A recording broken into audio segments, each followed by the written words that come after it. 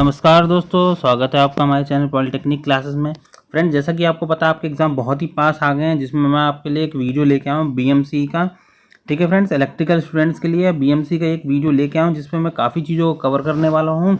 Last moment पे आखिरी के 1-2 दिन में आपको क्या पढ़ना है, कौन कौन से टॉपिक्स कवर करने हैं, सारे क्वेश्चंस को मैं आपको कवर कराऊंगा।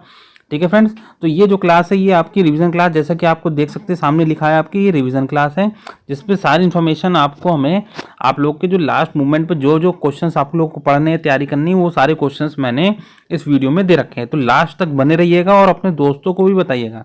ठीक है, और साथ ही साथ मैं आपको बता दूं, आप अब हमारे टेलीग्राम चैनल पर जुड़ जाइएगा। इसका लिंक मैंने डिस्क्रिप्शन में दे रखा है, जो लोग नहीं जुड़े हैं वहाँ पर जुड़े, क्योंकि सारी इन्फॉर्मेशन वीडियो से रिलेटेड, आपके इन्फॉर्मेशन से रिलेटेड, आपके एग्जाम से रिलेटेड, आपके रिजल्ट से रिलेटेड, हर एक चीज़ से रिलेटेड इन्फॉर्मेशन आप लोगों को टेलीग्राम चैनल पर मिलेगी।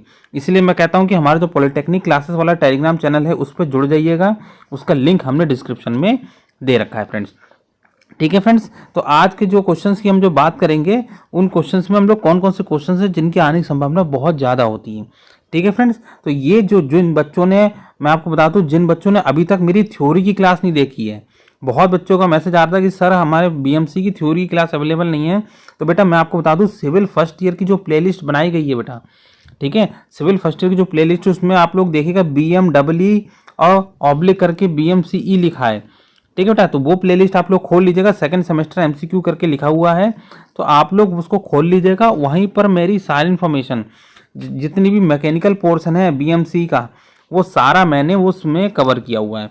ठीक है फ्रेंड्स, तो आप लोग जाइए, देखिए, हमारी प्लेलिस्ट को खोलिए सिविल फर्स्ट ईयर की, उसमें BMEE के MCQ सीरीज दे रखी है, उसी को आप लोग पढ़ लीजिए। उसी से रिलेटेड क्वेश्चन आने वाले हैं, उससे बाहर कोई क्वेश्चन नहीं बाहर आने वाला है।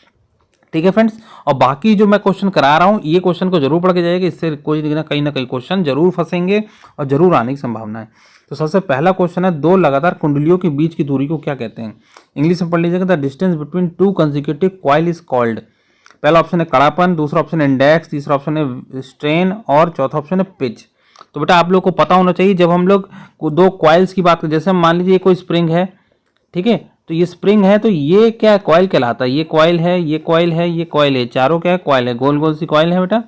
ठीक है, इन दोनों कॉइल्स के बीच की डिस्टेंस होती है, इनको हम लोग क्या कहते हैं? सबको पता होना चाहिए बेटा, जल्दी से कमेंट करके आंसर बताइएगा बेटा। इसको कहते हैं हम लोग पिच, ये चीज़ आप लोग ध्यान रखिएगा, इसको हम लोग कहते हैं पिच। ऑप्शन कौन सा सही होगा? ऑप्शन डी ऑप्शन सही होगा। ठीक है फ्रेंड, क्लियर हो रहा है सभी लोग को? The distance between two consecutive coil is called pitch. तो बेटा क्लियर हो गया सभी लोग को? ऐसी क्वेश्चंस को आपको याद रखना है। नेक्स्ट है लुब्रिकेशन से रिलेटेड क्वेश्चन है, स्नेहक की शुष्क हौदी तंत्र में lubrication in dry sump system. तो बेटा आपको मैं बता दूं, dry sump system, wet sump system, इनको बहुत अच्छे से फिगर के थ्रू पढ़ के जाइए, क्योंकि इससे रिलेटेड क्वेश्चन जरूर पूछे जाएंगे।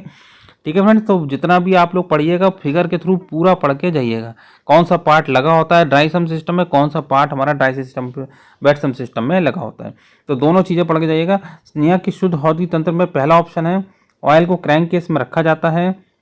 सेकेंड ऑप्शन है ऑयल को ईंधन के साथ मिलाया जाता है। ठीक है ना, oil is mixed with fuel. Third option है ऑयल को अलग टैंक में रखा जाता है, oil is kept in separate tank. And D option है ऑयल का प्रयोग नहीं किया जाता है, ऑयल इज नॉट यूज्ड। तो बेटा जल्दी से आप लोग कमेंट करके जरूर आंसर बताइएगा। जो हम लुब्रिकेशन की, जो हम ड्राई सम सिस्टम की बात करते हैं, इसमें से कौन सा ऑप्शन सही होगा? सब बच्चों को पता होना चाहिए, जब भी हम बात करते हैं ड्राई सम सिस्टम में, उसमें क्या होता है कि हम सेपरेट टैंक बनाते हैं, एक अलग से टैंक बनाते हैं, उसमें हमारा क्या होता है, लुब्रिकेंट भरा होता है, वो ऑयल भरा होता है, वो ऑयल हमारा जो मेन सिस्टम होता है उसमें जाता है। ठीक है फ्रेंड, तो ये चीज़ आप लोग ध्यान रखें, ये केवल ड्राई सम सिस्टम में होता है, वेट सम सिस्टम में नहीं होता है। तो ये ध्यान रखिएगा, lubrication and dry sump system में क्या होता है, oil is kept in separate tank, oil को अलग टैंक में रखा जाता है। तो बेटा क्लियर होगा सभी लोग को? सही आंसर क्या होगा? ऑप्शन नंबर सी सही होगा। तो जिन लोगों को पता है अच्छी बात है, जिन लोगों ने नहीं पढ़ रखा आप लोग एक बार जाके जरूर पढ़ लीजिएगा। मैंने थ्योरी की वीडियो सारी बना रखी है, आप लोग जाके देखिए। सिविल फर्स्ट ईयर की BMEE BMCE करके प्लेलिस्ट बनाई गई है MCQ की, और साथ साथ थ्योरी की भी वीडियो बनी रखी है उसी प्लेलिस्ट में। ठीक है फ्रेंड, तो चलिए नेक्स्ट क्वेश्चन, अंतर्दहन इंजन में कौन सा स्नेहक प्रयोग किया जाता है? Which lubricant is use in internal combustion engine? IC engine की बात की जा रही है। Option are vegetable oil, animal oil, graphite और मिनरल ऑयल। तो जल्दी से सभी लोग कमेंट करके आंसर बताइए बेटा, IC इंजन में कौन सा लुब्रिकेंट यूज़ करते हैं, लुब्रिकेटिंग ऑयल कौन सा यूज़ किया जाता है? तो बेटा आप लोगों को पता होना चाहिए। अगर इसके आंसर की बात की तो इसमें हम लोग करते हैं खनिज तेल, जिसे कहते हैं मिनरल ऑयल। क्लियर हो गया बेटा सभी लोग को? तो क्लियर हो गया किस क्या होगा इसका आंसर। ठीक है, चलिए नेक्स्ट क्वेश्चन बात करते हैं। क्वेश्चन नंबर 4 पढ़ लीजिएगा। 32 ने है विक लुब्रिकेशन। तो ध्यान रखिए बेटा, टाइप्स ऑफ लुब्रिकेशंस, जितने भी टाइप्स हैं सबको याद करके जाइएगा अच्छे से। कौन से टाइप में कितने टाइप के सिस्टम प्रोड्यूस होते हैं, ये चीज़ ध्यान रखिए। मैकेनिकल फीड लुब्रिकेशन में कौन कौन से टाइप्स होते हैं, ग्रेविटी फीड लुब्रिकेशन में कौन कौन से टाइप्स होती हैं, सारे पढ़ के जाइएगा। तो 32 नए की बात की, विक लुब्रिकेशन की बात की, तो ये कौन सा होता है? पहला ऑप्शन है mechanical feed lubrication, second option है फोर्स लुब्रिकेशन, थर्ड ऑप्शन है gravity feed lubrication, D option है बाउंड्री लुब्रिकेशन। तो ये चीज़ आपको क्लियर होनी चाहिए। विक लुब्रिकेशन की बात की जाए तो ये कौन सा होता है बेटा? ये होता है ग्रेविटी फीड लुब्रिकेशन, गुरुत्व वाहन स्नेहन। ठीक है फ्रेंड्स, तो ये चीज़ें क्लियर हो रही हैं विक लुब्रिकेशन की। तो ऑप्शन कौन सा सही होगा? सी ऑप्शन क्लियर होगा। सब लोगों को समझ में आ गया? चलिए नेक्स्ट क्वेश्चन बात कर रहे हैं सरल संपर्क बियरिंग, जिसे हम लोग कहते हैं स्लाइडिंग कॉन्टैक्ट बियरिंग। सरल संपर्क बियरिंग में सापेक्ष गति रखने वाले अंगों के बीच में संपर्क होता है। In sliding contact bearing there is a contact between the parts of relative motion. पहला ऑप्शन है पॉइंट कॉन्टैक्ट, बिंदु संपर्क, रेखा संपर्क, लाइन कॉन्टैक्ट, सतह संपर्क, surface contact, and D option है रोलिंग सरफेस, जिसे हम कहते हैं रोलिंग संपर्क। ठीक है बेटा, तो जल्दी से सभी लोग कमेंट करके आंसर बताइएगा बेटा। जब हम लोग स्लाइडिंग कॉन्टैक्ट बेयरिंग कहते हैं तो जो उसके पार्ट्स होते हैं, पार्ट्स के बीच में जो रिलेटिव मोशन होता है, सापेक्ष गति होती है, वो कैसी होती है? जो पार्ट एक दूसरे के बीच में टकराते हैं या संपर्क होता है वो कैसा होता है? वो सतह संपर्क होता है। ये चीज़ आप लोग सब लोग ध्यान रखिएगा। ठीक है, सरफेस कॉन्टैक्ट होता है, सी ऑप्शन सही होगा। ठीक है बेटा, तो बियरिंग से रिलेटेड आप लोग हर एक चीज़ को अच्छे से पढ़ लीजिएगा। टाइप्स ऑफ बियरिंग मैं फिर बता रहा हूँ बेटा, टाइप्स ऑफ बियरिंग्स आप लोग पढ़ लीजिएगा कौन कौन सी बियरिंग्स होती है। ठीक है बेटा, इससे रिलेटेड क्वेश्चन जरूर आने वाले हैं। हेलिकल गियर की बात, अब बेटा गियर से रिलेटेड क्वेश्चन है। हेलिकल गियर, स्पर गियर, ये सब आप लोग पढ़ के जाइएगा बेटा। मैं आपको बता दूं BMW का भी एग्जाम कंप्लीट हुआ है, उसमें स्पर गियर से रिलेटेड बहुत अच्छे क्वेश्चन पूछे गए हैं। ठीक है फ्रेंड्स, तो आप लोग पढ़ के जाइएगा। स्पर गियर से रिलेटेड, हेलिकल गियर से रिलेटेड क्वेश्चन जरूर आएंगे। ठीक है बेटा, जो आपके सिविल फर्स्ट ईयर के आपके फ्रेंड्स थे उनमें BMW के में बेटा ये स्पर गियर से रिलेटेड काफ़ी अच्छे क्वेश्चन पूछे गए थे। एफिशिएंसी से रिलेटेड एक क्वेश्चन पूछा गया था। ठीक है बेटा, और बाकी पूछा गया था कि कितने एंगल पे हमारा स्पर गियर सबसे अच्छा होता है। तो ये 2-3 क्वेश्चन बहुत अच्छे पूछे गए थे, इसीलिए बेटा मैं आपको करा रहा हूँ। हेलिकल गियर्स के तीर कैसे होते हैं? पहिए के घेरे के ऊपर सीधे, directly above the wheel circle, पहियों के घेरे के ऊपर नत, incline above the wheel circle, पहिए के घेरे के ऊपर वक्र, curve above the wheel circle, शंकु छिनकों की सतह पर काटे जाते हैं। कौन सा cut on the surface of frustum? तो जल्दी से सभी लोग बेटा कमेंट करके आंसर बताइएगा। जिन लोगों ने हेलिकल गियर, स्पर गियर का चित्र अच्छे से पढ़ रखा होगा उन लोगों को बेटा ये चीज़ें पता होंगी। ठीक है बेटा, हेलिकल गियर के जो टीथ होते हैं वो कैसे होते हैं? कोन्स कट होते हैं सरफेस ऑफ फ्रस्टम पे। तो बेटा ये चीज़ आप लोग ध्यान रखिएगा। जो फ्रस्टम्स होते हैं हमारे, उनके कोन्स पे हम लोग इसको काटते हैं। ठीक है बेटा, तो ऑप्शन कौन सा सही है? ऑप्शन डी ऑप्शन सही होगा। सब लोग क्लियर हो रहा है बेटा? डी ऑप्शन टिक लगा लीजिएगा। नेक्स्ट क्वेश्चन की बात करते हैं, जो क्वेश्चंस आपके रिवीजन में पूछे जाएंगे।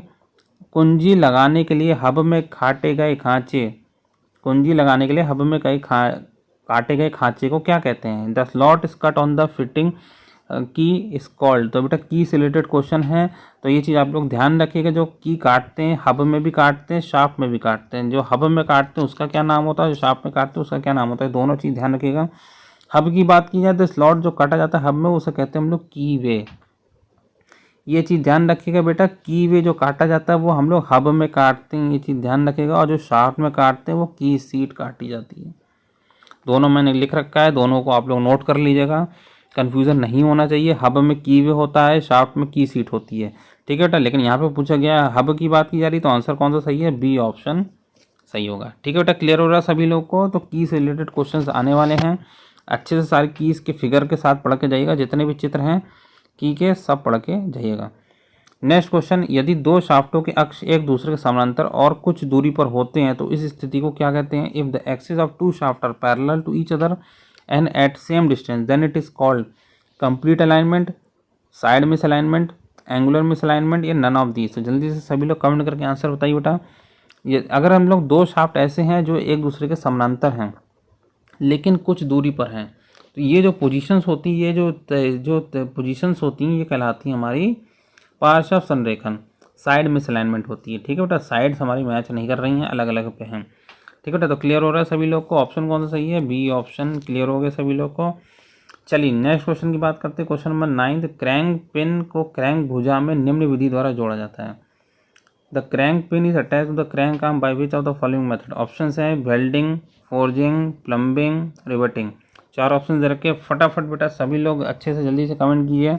सबको पता होना चाहिए जो क्रैंक आर्म्स होती है हमारी क्रैंक पिन में जो अटैच की जाती हैं वो किस मेथड से बनाते हैं, वो हम लोग बनाते हैं रिवेटिंग मेथड से। ये चीज़ें क्लियर होना चाहिए। रिवेट जो होता है, जो आप लोगों ने देखोगे पहले बहुत यूज़ किए जाते हैं रिवेट, उसी का हम लोग यूज़ करके हम लोग क्रैंक पिन में क्रैंक आर्म को अटैच कराते हैं और बनाते हैं। तो ऑप्शन कौन सा सही होगा? D option. क्लियर हो गया बेटा सभी लोग को। चलिए नेक्स्ट क्वेश्चन, निम्न में से कौन सा मशीन शाफ्ट है? बहुत सिंपल क्वेश्चन पूछा गया है। Which one is machine shaft? Options are line shaft, crank shaft, counter shaft, head shaft. तो जल्दी से सभी लोग कमेंट करके आंसर बताइए बेटा। मशीन शाफ्ट कौन कौन सी होती हैं? तो आप लोगों को पता है क्रैंक शाफ्ट जो होती है हमारी, क्रैंक शाफ्ट ही हमारी मशीन शाफ्ट होती है। ये चीज़ आप लोग ध्यान रखिएगा। ठीक है बेटा, क्रैंक शाफ्ट ही हमारी क्या होती है? मशीन शाफ्ट होती है। ये चीज़ें आप लोग ध्यान रखिएगा। ठीक है, तो ऑप्शन कौन सा सही है? ऑप्शन जो है हमारा वो बी सही होगा। चलिए नेक्स्ट क्वेश्चन की बात करते हैं। क्वेश्चन नंबर 11 पढ़ लीजिएगा।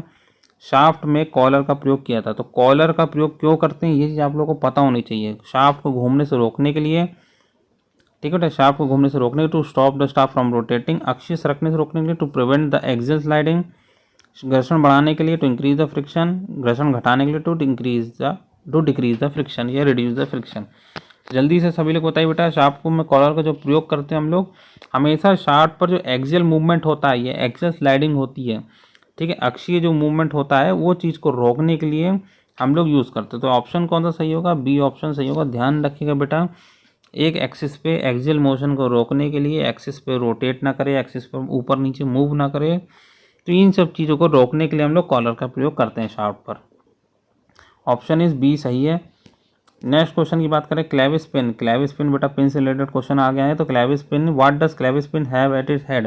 हेड पे क्या होता है? रिवेट होता है, टेपर होता है, हेड होता है, या नन ऑफ दी? तो ये चीज़ आप लोग क्लियर होनी चाहिए। बहुत सिंपल क्वेश्चन पूछा गया है। इसकी बात की जाए तो इसका आंसर क्या होगा? हेड पर उसका हेड बना होता है। ये चीज़ आप लोग ध्यान रखें। क्लेविस पिन की स्पेशल प्रॉपर्टी होती है, ये सभी लोग ध्यान रखिएगा। Option C is correct. Next question, question number 13 पढ़ लीजिएगा। क्वार्टर जोड़ का प्रयोग होता है। क्वार्टर जोड़ का प्रयोग क्यों होता है? Quarter joint is use for समानांतर शाफ्टों को जोड़ने के लिए, टू जॉइन पैरेलल शाफ्ट, लंबा शाफ्टों को जोड़ने के लिए, टू जॉइन वर्टिकल शाफ्ट, समाक छड़ों को जोड़ने के लिए, to join coaxial rods, and D option है समाक शाफ्टों को जोड़ने के लिए, टू जॉइन कोएक्सियल शाफ्ट। तो ये चीज़ें बेटा आप लोग को पता होना चाहिए। क्वार्टर जॉइंट का हम लोग प्रयोग क्यों करते हैं कि जो भी हमारी कोएक्सियल रॉड्स होती हैं, कोएक्सियल शाफ्ट होती हैं, ये चीज़ ध्यान रखिए बेटा। जो क्वार्टर जॉइंट में जोड़ा जाता है वो कोएक्सियल रॉड जोड़ी जाती है, ये चीज़ ध्यान रखिएगा। समाक छड़ें होती हैं उनको जोड़ा जाता है। तो ऑप्शंस आप लोगों को क्लियर कैंसिल हो गए, ए, बी और डी। सी ऑप्शन ही सही होगा। ये चीज़ें ध्यान रखिएगा बेटा। तो समाक छड़ों को जोड़ने के लिए हम लोग क्या यूज़ करते हैं? क्वार्टर जॉइंट का यूज़ करते हैं। तो ऑप्शन कौन सा सही है? ऑप्शन सी सही होगा। चलिए नेक्स्ट क्वेश्चन, क्वेश्चन नंबर 14 तो देख लीजिएगा सभी लोग। दहन क्रिया से है। दहन क्रिया को संपन्न करने के लिए आवश्यक होता है। The following requirement for completing the combustion process is ज्वलनशील पदार्थ, कंबसिबल मटेरियल, प्रज्वलन तापमान, ignition temperature, oxygen, and D all over. तो मीन सारे सही हैं। तो आप लोग को पता होना चाहिए कंबशन प्रोसेस में कौन कौन से चीज़ों की रिक्वायरमेंट होती है कि कंबशन प्रोसेस हमारा पूर्ण हो सके, कंप्लीट हो सके। तो इसके लिए बात की जाए कंबस्टिबल मटेरियल, ऑब्वियसली बात है बेटा कंबस्टिबल मटेरियल होगा तभी वो जलेगा, ठीक है पदार्थ। इग्निशन टेम्परेचर होना चाहिए। इग्निशन टेम्परेचर वो टेम्परेचर होता है जहाँ पर वो जलना हमारा प्रारंभ करता है। और डी, सी ऑक्सीजन, ऑक्सीजन की प्रेजेंस में जलता है। तो ये तीनों ऑप्शन हमारे सही हैं, ठीक है बेटा। ध्यान रखिएगा, ए भी सही है, बी भी सही है, सी भी सही है। इसका मतलब डी ऑप्शन हमारा सही है। आंसर क्या सही होगा बेटा इसका? डी। क्लियर हो रहा है बेटा। नेक्स्ट क्वेश्चन की बात करते हैं। क्वेश्चन नंबर 15 देख लीजिएगा। ईंधन की इकाई आयतन पर है। ये चीज़ थोड़ा क्वेश्चन बड़ा है बेटा, क्वेश्चन बड़ा को ध्यान से पढ़िएगा। ईंधन की इकाई आयतन के पूर्व दहन से जो ऊष्मा प्राप्त होती है जबकि संघनन से प्राप्त ऊष्मा सम्मिलित की गई हो तो उसे क्या कहते हैं? The heat obtain by the pre combustion of the fuel at a unit volume while the heat obtain by the condensation of water paper is included. Options are ईंधन का उच्च ऊष्मीय मान, high calorific value of fuel, ईंधन का निम्न ऊष्मीय मान, low calorific value of fuel, ईंधन का प्रज्वलांक, ignition point of the fuel, and last D option is ईंधन का स्फुरांक, flash point of the fuel. तो बेटा क्वेश्चंस को आप लोग फिर से पढ़ लीजिएगा। बड़ा क्वेश्चन है, अच्छे से पढ़ के समझिएगा तभी इसका आंसर आप लोग दे पाएंगे। तो ईंधन की जो इकाई होती है इसमें जब हम लोग दहन करते हैं और उसमें जब ऊष्मा को सम्मिलित करते हैं तो ऐसे पॉइंट को हम लोग कहते हैं हाई कैलोरीफिक वैल्यू। ध्यान रखिएगा, ईंधन का उच्च ऊष्मीय मान। होता है। जब हम लोग कंबशन करते हैं, कंबशन के साथ कंडेंसेशन और वाटर भी हम लोग इंक्लूड करते हैं, वाटर वेपर भी इंक्लूड की जाती है, तो उसे हम लोग कहते हैं हाई कैलोरीफिक वैल्यू। और जब वाटर वेपर इंक्लूड नहीं करेंगे, केवल कंबशन इंक्लूड करेंगे, तो वो हमारी होती है लो कैलोरीफिक वैल्यू। चीज़ें ठीक है बेटा, क्लियर हो रहा है। जब कंडेंसेशन इंक्लूड नहीं किया जाएगा तो कैलोरीफिक वैल्यू लो होगी, और जब कंडेंसेशन इंक्लूड किया जाएगा, इसको भी जोड़ा जाएगा, तो हाई कैलोरीफिक वैल्यू। यहाँ पे पूछा क्या जोड़ा जाने वाला, तो ऑप्शन ए इज करेक्ट। ठीक है बेटा, क्लियर हो गया सभी लोग को। चलिए नेक्स्ट क्वेश्चन, क्वेश्चन नंबर 16 देख लीजिएगा। मुख्य ऊर्जा स्रोत, मेन सोर्सेज ऑफ एनर्जी कौन सी होती है? इलेक्ट्रिसिटी, कोल, वुड या ऑल ऑफ अबव? तो जल्दी से बताइए बेटा, मेन सोर्स ऑफ एनर्जी कौन सी होती है? बेटा सबको पता होना चाहिए, मेन सोर्स होती है हमारी इलेक्ट्रिसिटी। इलेक्ट्रिसिटी के थ्रू ही हम लोग हर चीज़ को काम करते हैं। ठीक है फ्रेंड, तो क्लियर हो रहा है बेटा सभी लोग को, ये ऑप्शन सही है। बहुत सिंपल क्वेश्चन पूछा गया था।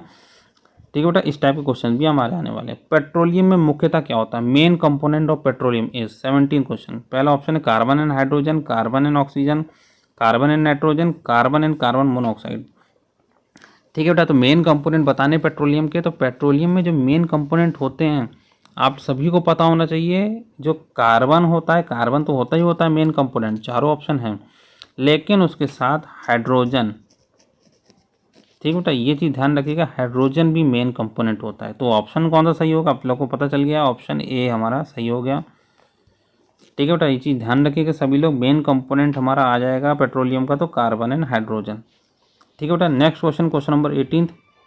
क्वेश्चन नंबर 18 कौन कौन सा है? प्रकाश संश्लेषण के समय प्रकाश ऊर्जा परिवर्तित होती है। Light energy is converted during photosynthesis. विद्युत ऊर्जा में, भौतिक ऊर्जा में, सोलर ऊर्जा में, रासायनिक ऊर्जा में। Into electrical energy, physical energy, solar energy, chemical energy. तो ये चीज़ें क्लियर है बेटा, समझ में आ रहा है सभी लोगों को? प्रकाश संश्लेषण, ठीक है, लाइट एनर्जी जो कन्वर्ट होती है फोटोसिंथेसिस में, किस में कन्वर्ट होती है? तो ये चीज़ें आप लोग ध्यान रखें। प्रकाश संश्लेषण की बात की जाए तो ये होती है हमारी केमिकल एनर्जी में। ठीक है बेटा, क्लियर हो गया सभी लोग को? ऑप्शन जो डी है वो हमारा सही होगा। ठीक है बेटा, क्लियर हो गया सभी लोग को? 18th question. नेक्स्ट बात की जा रही है 19th क्वेश्चन की। निम्नलिखित में से कौन सा सरल ऊर्जा स्रोत है? विच of the following is a simple energy source? ठीक है बेटा, इस तरह के क्वेश्चन भी आपके एग्जाम में ज़रूर आएंगे, इसीलिए बेटा मैंने मिक्स क्वेश्चन सारे लेके आया हूँ, बहुत सारे इंपॉर्टेंट क्वेश्चन लेके आया हूँ जिसमें आप लोगों को चीज़ें क्लियर होंगी। ठीक है बेटा, options are solar energy, nuclear energy, electrical energy, fuel energy. तो आप लोगों को बेटा पता होना चाहिए simple energy source, simple energy सरल ऊर्जा स्रोत पूछ रहा है बेटा। आप लोगों को बहुत कन्फ्यूजन होने वाला है इस क्वेश्चन में। अगर सिंपल एनर्जी सोर्स की बात की जाए जिनमें बेटा कुछ भी खर्च नहीं होता है, बहुत सिंपल होता है, वो हमारा होता है सोलर एनर्जी, सोलर ऊर्जा। ये चीज़ आप लोग ध्यान रखिएगा, ऑप्शन ए इज़ करेक्ट। ठीक है बेटा, तो इस टाइप के बेसिक्स क्वेश्चन आपके आने वाले हैं और एग्जाम में पूछे जाएंगे। नेक्स्ट क्वेश्चन, क्वेश्चन नंबर 20 देख लीजिएगा। बायोगैस का मुख्य घटक होता है, main component of biogas is methane and carbon, butane and carbon, pentane and carbon, heptane and carbon. तो फटाफट बेटा कमेंट करके आंसर बताइए। बायोगैस को आप लोग अच्छे से पढ़ के जाइएगा, बायोगैस से रिलेटेड क्वेश्चन जरूर पूछे जाएंगे।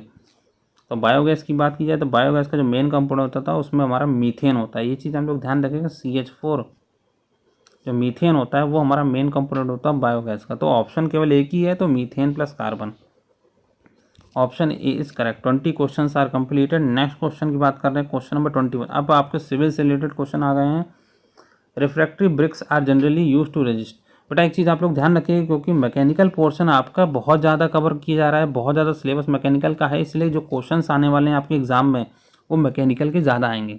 ठीक है, इसीलिए बेटा मैंने मैकेनिकल क्वेश्चन ज़्यादा रखे हैं, सिविल के क्वेश्चन जो है वो मैंने कम रखे हैं, क्योंकि सिविल का सिलेबस भी कम है और कम पूछा भी ये जाएगा। Refractory bricks are generally use to resist. अग्नि सतह ईंटों को आमतौर पर विरोध करने पर यूज किया जाता है। ऑप्शन है केमिकल एक्शन, रासायनिक क्रिया, डैम्पनेस नमी, हाई टेम्परेचर उच्च तापमान, एंड डी वेदरिंग एक्शन अपक्षय क्रिया।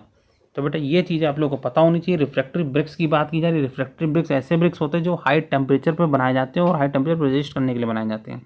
ठीक है बेटा, तो ऑप्शन कौन सा सही होगा? ऑप्शन सी सही होगा। ठीक है बेटा, तो ब्रिक्स के बारे में आप लोग अच्छे से पढ़ लीजिएगा, टाइप्स ऑफ ब्रिक्स कौन कौन से होते हैं, स्पेसिफिकेशंस कौन से होते हैं, तो सारी चीज़ें आप लोग पढ़ लीजिएगा। नेक्स्ट क्वेश्चन की बात की जाए, the process of mixing clay water and other integrants to make brick is called. मिट्टी, पानी और अन्य सामग्री मिश्रण द्वारा ईंट को बनाने की जो प्रक्रिया होती है उसे क्या कहते हैं? Tempering, kneading, pugging, moulding. तो बेटा आप जल्दी से कमेंट करके आंसर बताइए बेटा। मिक्सिंग जो हम लोग कर रहे हैं क्ले वाटर और अदर के इंटीग्रेंट्स की, ब्रिक्स को बनाने में, वो होती है हमारी निडिंग। ये चीज़ आप लोग ध्यान रखिए, जिन लोगों ने पढ़ रखा है अच्छी बात है, जिन लोगों ने नहीं पढ़ा बेटा आप लोग जाके ज़रूर पढ़ लीजिएगा। ऑप्शन बी निडिंग हमारा सही होगा। ठीक बेटा, नेक्स्ट है standard size of the brick as per Indian standard is. Options are 19 into 9 into 9 centimetre, 20 into 9 into 9 centimetre, 20 into 10 into 10 centimetre, 22.9 into 11.4 into 7.6 centimetre. तो स्टैंडर्ड साइज बात की जा रही है इंडियन स्टैंडर्ड में। तो आप लोग को सब लोग को बेटा चीज़ें क्लियर होनी चाहिए। 19, 9 और 9 क्या है, ये मल्टीप्लाई में क्यों लिखे हैं। ये 19 हमारा क्या है, लेंथ है, 9 क्या है, ब्रेथ है, और 9 क्या है, हाइट है, ऊंचाई है। ठीक है, लंबाई, चौड़ाई और ऊंचाई, तीनों चीज़ें दे रखी हैं। आपको स्टैंडर्ड साइज़ की बात, स्टैंडर्ड साइज कौन सा होगा, 19 इंटू 9 इंटू 9 सेंटीमीटर। ये चीज़ ध्यान रखिएगा, ब्रिक्स का स्पेसिफिकेशन आप लोग ध्यान रखिएगा। ठीक है बेटा, चलिए नेक्स्ट क्वेश्चन की बात करें। Question number 24, cement concrete is. Cement concrete क्या होता है, इलास्टिक मटेरियल, प्रत्यास्थ पदार्थ, विस्को इलास्टिक मटेरियल, चिपचिपा प्रत्यास्थ पदार्थ, प्लास्टिक मटेरियल और नॉन इलास्टिक मटेरियल, गैर प्रत्यास्थ पदार्थ। जल्दी से सभी लोग कमेंट करके जरूर आंसर बताइए। सीमेंट कंक्रीट की बात की जाए तो सीमेंट कंक्रीट कैसा होता है, सबको पता होना चाहिए। बहुत सिंपल क्वेश्चन पूछा गया है। सीमेंट जो कंक्रीट होता है वो होता है हमारा विस्को इलास्टिक मटेरियल। ध्यान रखिए बेटा, विस्को इलास्टिक मटेरियल हमारा सीमेंट कंक्रीट मटेरियल होता है, जिसे हम लोग कहते हैं चिपचिपा प्रत्यास्थ पदार्थ। ऑप्शन बी हमारा करेक्ट होगा। सब लोग क्लियर हो रहा है बेटा। नेक्स्ट क्वेश्चन और लास्ट क्वेश्चन है सेशन का। The constituent which impart colour to the cement. जो घटक सीमेंट को रंग प्रदान करते हैं उसे क्या कहते हैं, lime, silica, alumina, iron oxide. तो चार ऑप्शन दे रखे हैं, जल्दी से सभी लोग बताइए बेटा। कलर जो मिलता है हमारे सीमेंट में वो किस कारण से मिलता है। आप लोगों ने देखा ना, भूरा कलर होता है, अजीब सा भूरा कलर हमारा सीमेंट में आता है, तो वो किसके कारण होता है, आयरन ऑक्साइड के कारण। ऑप्शन जो डी हमारा ये सही होगा। क्लियर होगा बेटा सभी लोग को। तो आप लोग सिविल के जो पार्ट है उसको भी अच्छे से पढ़ के जाइएगा। जो पार्ट आते हैं, जो क्वेश्चंस आएंगे बेटा, उनको अच्छे से पढ़िएगा और कवर करिएगा। ठीक है फ्रेंड्स, तो जो आपको मैंने आज जो रिवीजन क्लास थी उसमें मैंने 25 क्वेश्चंस को कवर किए हैं। ये बहुत अच्छे क्वेश्चंस थे, इनके आने की संभावना बहुत ज़्यादा है। ठीक है बेटा, और बाकी और भी आपको अगर डिटेल में पढ़ना है, अभी भी आपके पास समय बचा है, डिटेल में पढ़ना है तो सिविल फर्स्ट ईयर की प्लेलिस्ट खोलिएगा बेटा। वहाँ पर BMW, BMCE के नाम से बेटा प्लेलिस्ट बनाई गई है। सेकेंड ईयर की MCQ की सीरीज़ है, वो आप लोग सारा पढ़ के जाइएगा बेटा। उससे रिलेटेड कहीं भी कोई भी क्वेश्चन बाहर से आने वाला नहीं है। ठीक है, 7 to 8 वीडियोस हैं। ठीक है बेटा, एक बार में आप लोग देख लीजिएगा फटाफट सारी वीडियोस को और कवर करके जरूर जाइएगा, और अपने दोस्तों के साथ ज़रूर बताइए। और टेलीग्राम पे बेटा ज़रूर जुड़िएगा। आप लोग अगर टेलीग्राम पे नहीं जुड़ेंगे बेटा तो आपको लेटेस्ट अपडेट, लेटेस्ट नोटिफिकेशन, जो भी चीज़ एकदम करंट में हो रही है उसके बारे में जानकारी से आप लोग पीछे रह जाएंगे। तो ज़रूर जुड़िएगा, अपने फ्रेंड्स के साथ ज़रूर शेयर कीजिए इस वीडियो को, क्योंकि जो वीडियो है आपके एग्ज़ाम के पॉइंट ऑफ व्यू से बहुत ही ज़्यादा इंपॉर्टेंट है। ठीक है फ्रेंड्स, तो best of luck for your exam.